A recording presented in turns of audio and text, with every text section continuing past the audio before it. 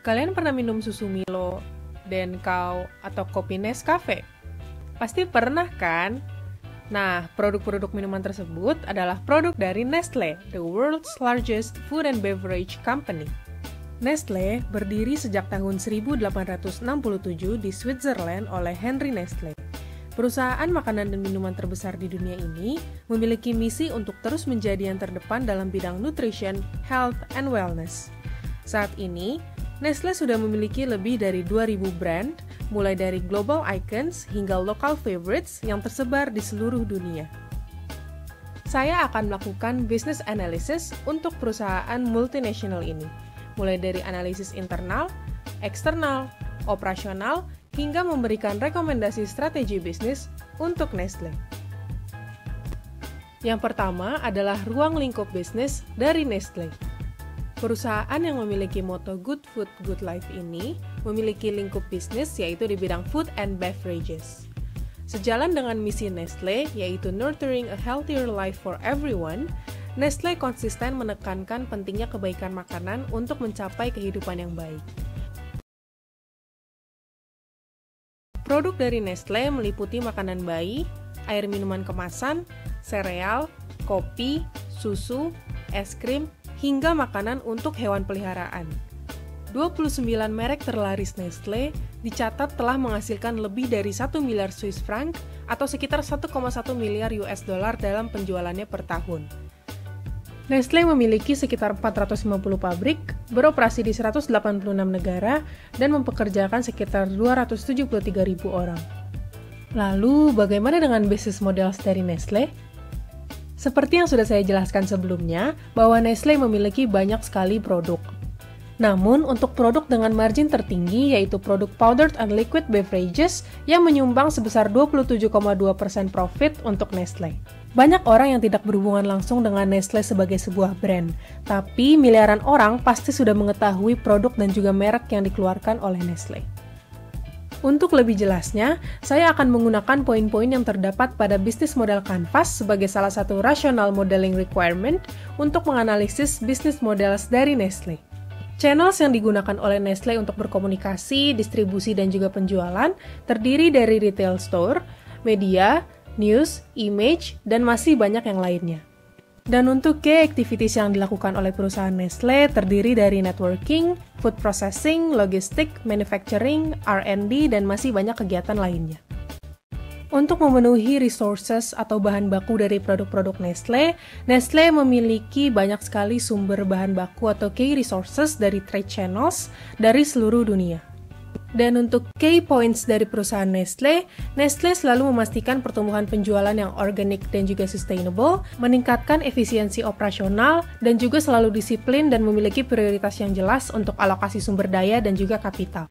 Untuk point service, Nestle selalu berusaha untuk me-establish customer loyalty dengan pre-selling dan juga post-sales service. Dan untuk positioning, nama Nestle sendiri sudah sangat dikenal masyarakat dan memiliki posisi yang kuat di market.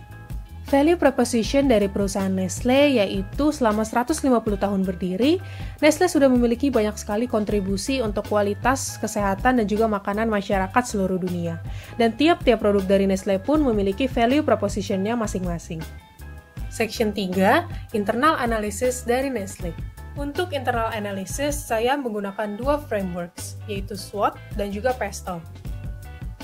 Untuk strength dari perusahaan Nestle, yang pertama ada global presence, di mana kehadirannya yang aktif di 187 negara pasti menguntungkan bagi growth dari perusahaan Nestle itu sendiri.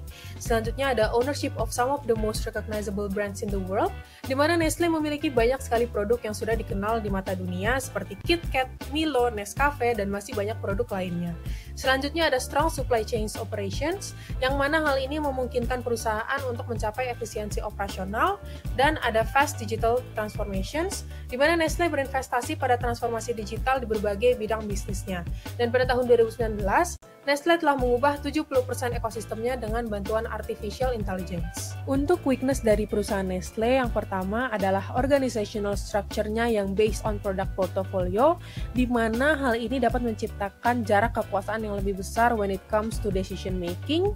Kemudian ada problems in product marketing, di mana hal itu terkadang against kepada health issues. Dan yang terakhir ada price fluctuations by retail giants, karena produk-produk dari Nestle sendiri biasanya dijual melalui retail-retail besar, dan penurunan dan kenaikan harga dari retail ini akan mempengaruhi penjualan dari Nestle. Untuk opportunity-nya, yang pertama ada sustainability, kemudian diversifikasi portofolio dari produk, brand marriage, dan juga adanya growing number of small Silicon Valley-based food startups. Dan terakhir, untuk threat yang dihadapi oleh Nestle, yang pertama adanya rising competitions in the F&B industries, kemudian adanya pandemi seperti COVID-19 saat ini, dan juga ancaman dari climate impact, di mana hal ini dapat berdampak pada natural resources bagi produk-produk Nestle. Selanjutnya, analisis PESTEL dari Nestle. Dari segi political, di mana selalu adanya perbedaan dan perubahan regulasi mengenai food standards dan marketing actions di tiap negara. Dari segi economical, adanya foreign exchange rate dan rise of middle class in emerging economics. Dari segi sosial, adanya public attitude towards diets dan Nestle Children and Infant Initiatives. Dari segi teknologi, adanya digital industrial revolution dan development of innovative products through technology solutions. Dari segi legal, adanya accusation of children slavery on factory dan infant milk formula scandal. Dan terakhir, dari segi environmental, adanya peningkatan atensi terkait CSR dari perusahaan dan juga environmental concerns from consumers about plastic packaging, etc. Selanjutnya, external analysis dari Nestle. Untuk menganalisis eksternal perusahaan, saya juga menggunakan dua frameworks, yaitu Porter's Five Forces dan BCG Matrix. Porter's Five Forces merupakan sebuah framework yang digunakan untuk menganalisis a company's competitive environment melalui 5 sisi. Pada kategori threat of new entrants, di sini dikategorikan low karena Nestle sudah memiliki nama yang kuat di industri F&B ini. Threat of substitutes di sini moderate karena memang ada beberapa produk dari merek lain yang dapat menggantikan produk-produk dari Nestle itu sendiri. Bargaining power of buyers di sini high karena it's easy to switching power of buyer from one brand to another. Competitive rivalry juga high karena Nestle sedang menghadapi intense competitions di mana tiap-tiap merek memiliki semangat untuk strive to retain their market share, dan bargaining power of suppliers di sini low. Selanjutnya, saya akan menggunakan BCG Matrix atau yang biasa disebut sebagai Growth Share Matrix. Pada kategori star atau produk dengan high grow markets dan high market share, ada Nestle Mineral Water, Nestle Nescafe Coffee seperti Nescafe Latte dan lain-lain. Untuk produk question marks atau produk-produk dengan high growth markets dan low market share, ada Nestle Chocolates, Confectioneries, dan Milk Products. Untuk produk-produk cash cow atau low growth markets dengan high market share, ada Nestle's Maggi Noodles. Dan untuk dog atau low growth markets dan low market shares adalah Nestle dan Milky Bar. Supply chain analysis dari Nestle.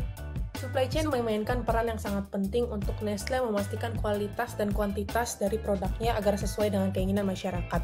Maka dari itu, mereka selalu melakukan demand forecast agar produk yang mereka keluarkan itu sesuai dengan demand yang ada di market. Mereka juga selalu melakukan balance inventory levels dan juga establish the right supply of their products. Berikut adalah flow supply chain dari Nestle from end to end. Yang pertama ada Customer Insight, Innovation, and Renovation, dan kemudian dilanjutkan dengan Demand Planning and Supply Planning. Pada tahapan ini, insight yang didapatkan dari customer akan dicocokkan kembali dengan forecasting yang telah dilakukan oleh tim supply chain dari Nestle. Selanjutnya ada Procure Suppliers and Service Provider untuk key resources-nya, dan dilanjutkan dengan proses manufaktur di domestic factory, affiliated factory, ataupun co-packers. Setelah itu, akan disalurkan order management and physical logistic di central DC ataupun regional DC yang akan melakukan delivery ke trade customers, distributor, ataupun operators, entah itu wholesaler ataupun warehouse dari retailer. Dilanjutkan ke physical store ataupun online store dan berlabuh di customer. Selanjutnya ada strategi supply chain management dari Nestle. Yang pertama ada systematic transportation and distribution system, vendor management, dan juga information and technology. Yang terakhir adalah rekomendasi strategi untuk Nestle. Berikut adalah beberapa rekomendasi berdasarkan analisis yang saya lakukan terhadap perusahaan Nestle. Yang pertama adalah invest more on R&D. Hal ini dapat membantu Nestle untuk keeping up with the trends yang sedang terjadi di F&B. Selanjutnya ada maintain the good name of the company by avoiding negative accusation, contohnya seperti children slavery di factory dan lain-lain. Lalu ada conducting an online survey untuk mengetahui preferensi dari pengguna, mengapa mereka memilih produk kita dan mengapa tidak. Dan yang terakhir, be more careful in building marketing strategies for F&B because it may be against health issues ataupun tentang isu-isu kesehatan yang dapat menjadi bumerang sendiri bagi perusahaan Nestle. Sekian analisis dari perusahaan Nestle. Terima kasih.